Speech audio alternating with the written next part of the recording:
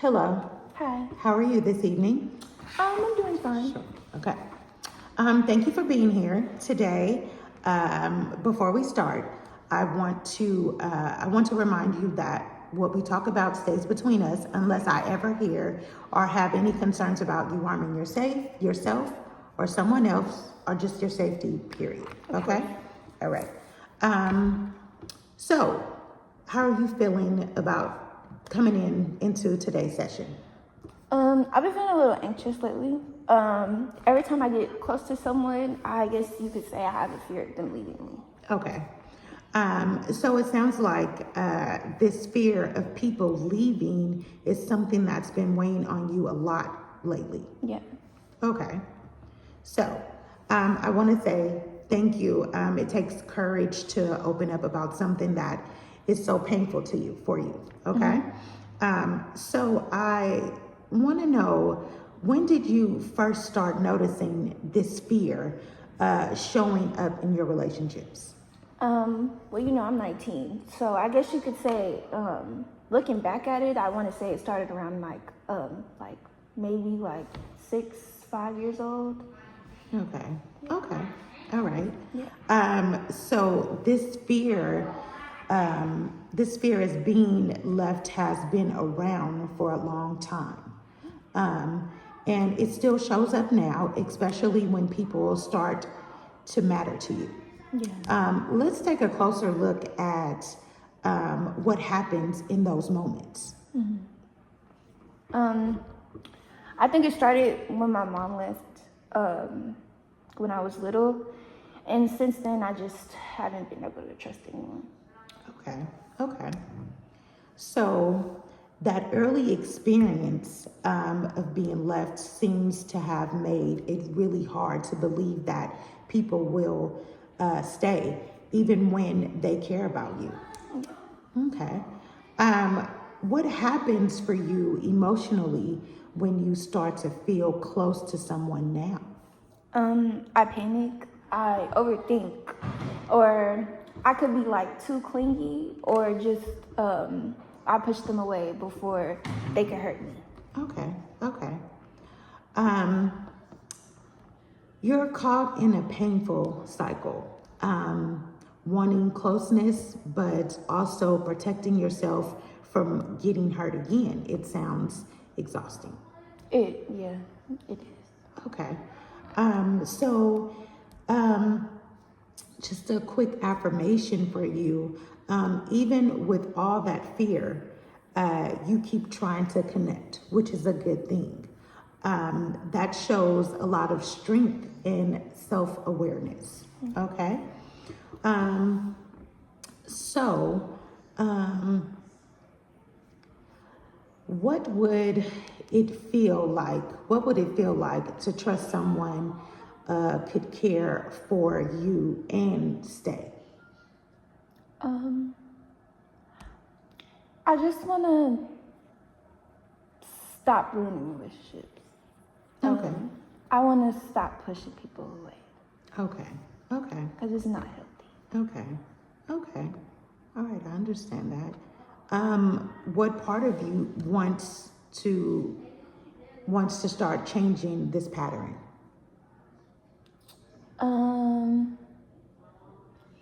I don't want to say it's like a particular part. I want to say it's just all of me that just really wants to change for a better me. Okay. Okay. Okay. So on a scale to 1 to 10, how ready do you feel to start working on trusting others more? Honestly, maybe like a 6.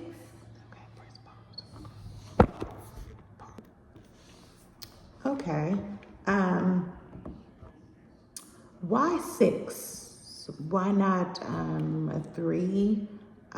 Just I feel like one five to is five is mid, and I'm not like I'm sure of it, but I'm not a 6. I feel like it's good range because I'm not I'm sure of it. I just don't know how to go about it. So I'm just until I know how to go about it and stuff like that, it's a 6. I feel like it's hard. okay. Okay. Good reflection. question. So you've shared, so from the beginning, you've shared that you're tired of living in fear, Yeah. and you want to learn how to build healthy, stable relationships, Yes. to stop protecting yourself in ways that keep you alone. Yeah.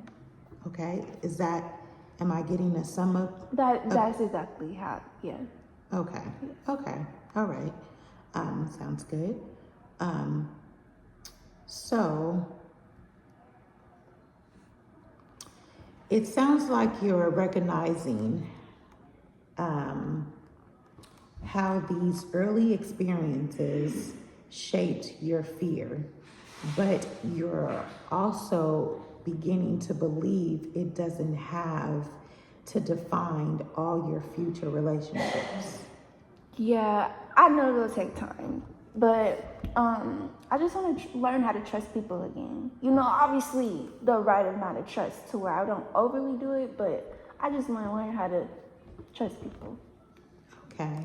without Okay. them, without me thinking that they're just automatically they have a motive to hurt me. So Okay. Okay. So, you've you are aware that this will take work. yeah, So that's understanding. And you're willing to take the first steps. yeah, So that shows a lot of courage and commitment to what you're trying to rebuild in your life. So I commend you again on that, taking that step. Okay. What's one small thing you could try this week to practice being open or connected safely? well, I could maybe tell my friend when I'm feeling anxious instead of just shutting down or being quiet and stuff, and you know, I could say something instead of holding it in. Okay, so that's a great step. Communicating your needs is an important part of trust and connection. So once again, I commend you again for just wanting to, that's a good step to go by first. Okay. So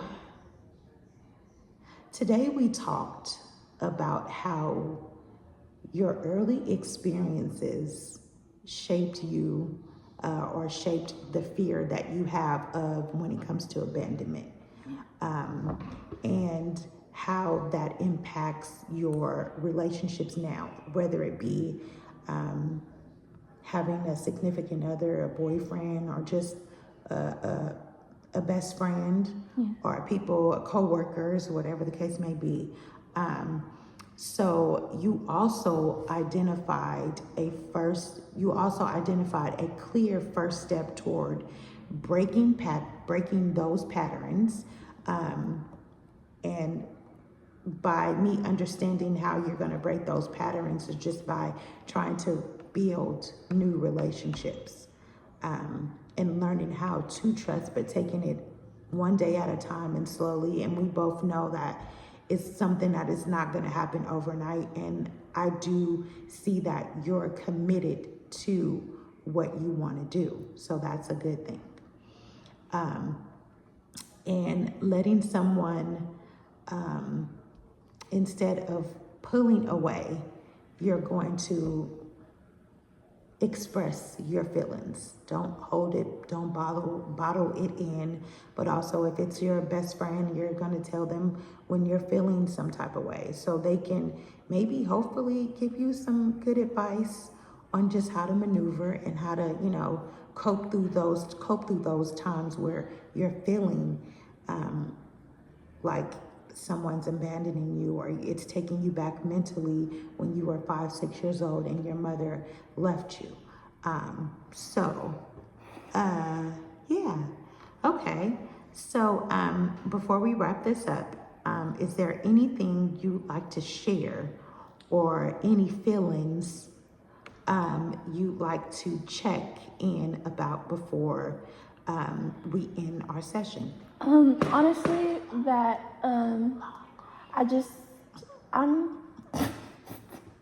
ready to, Okay. I'm glad. I'm ready to work on it. I'm ready to just I guess embrace the past, not let go of it, because who could, I guess, truly let go of their past about, my mom leaving me and stuff like that, letting that go, embracing it. Embrace it in a good way, in that, that not everybody is like that, not everybody is, I guess not everybody has a bad motive. Not everybody is just out to harm me or just, I guess, toy with my mental. Not everybody has a bad motive when it comes to me. And I guess I have to realize that. So I'm feeling very hopeful, very, I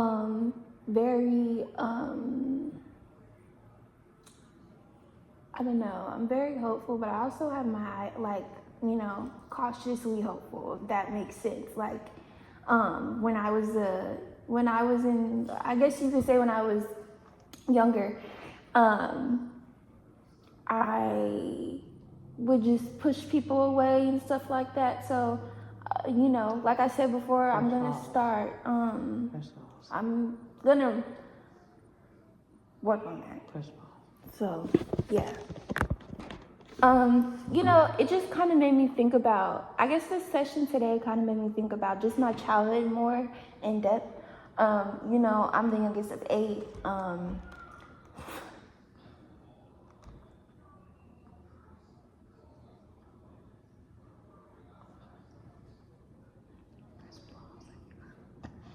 so sorry. It's just emotional.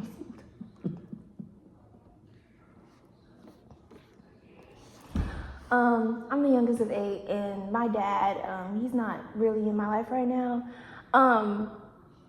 So it just kind of,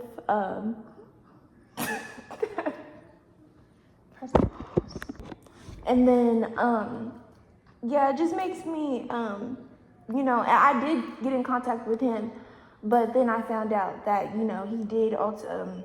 he did pass away in a very, very rough way. It was a drive-by shooting, and it's real bad. They did everything. Real bad.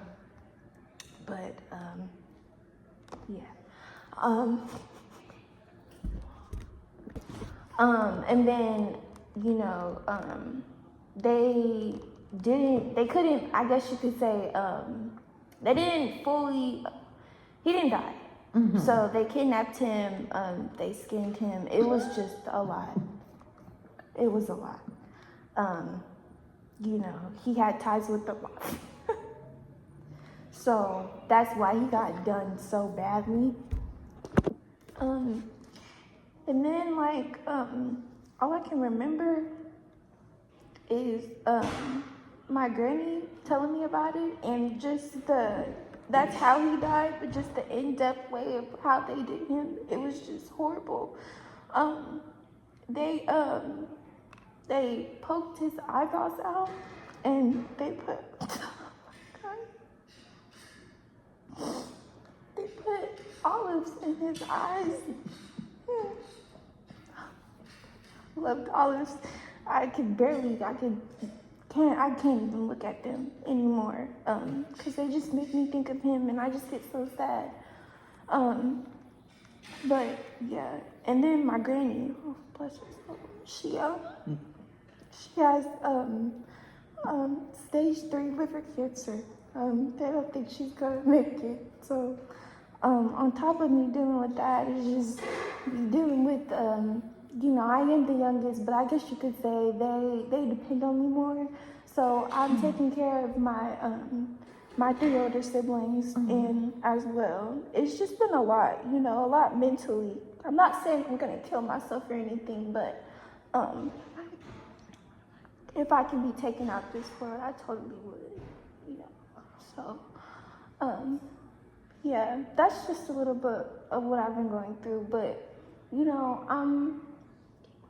I'm just, I'm not gonna say depressed about it because it happened so long ago, but it does really affect me.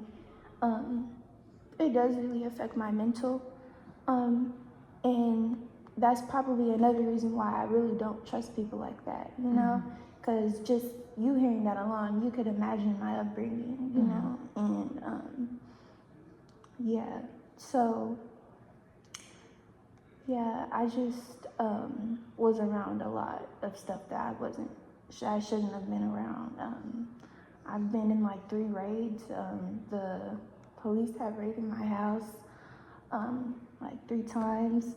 It's been a lot, very traumatic. I've been held at gunpoint before. It's been very traumatic. But like I said, I'm ready to move on from that, and I guess you could say try to move forward the best way as possible, the most realistic way as possible. I'm not, you know, I'm not reaching for a space. You know, I'm not trying to just go all out with healing and stuff like that. Taking it one step at a time, I'm not expecting anything from it. You know, I'm just going with the flow as much as I can possible because that's all you can do. You know. So. Okay. Well, I'm glad you opened up a lot. I'm glad you were able to tell me, you know, something about your past, which gave me an understanding on why, you know, you may feel the way you do. Thank you for being totally honest today. And I look forward to continuing this work together at your pace, though. You know, I'm not here to rush you. I'm concerned about your well-being. I'm concerned about your overall daily, and I'm just here to guide you, you know, through it. Try to give you as much as help as possible. Okay. Yeah. So today this ends the session. So I'm grateful to have met you, and hopefully, you know, soon we can reschedule and, you know, we can start discussing other steps that can possibly get you to a better state, okay? And more stability in building new relationships, okay? You're welcome. Thank you so much.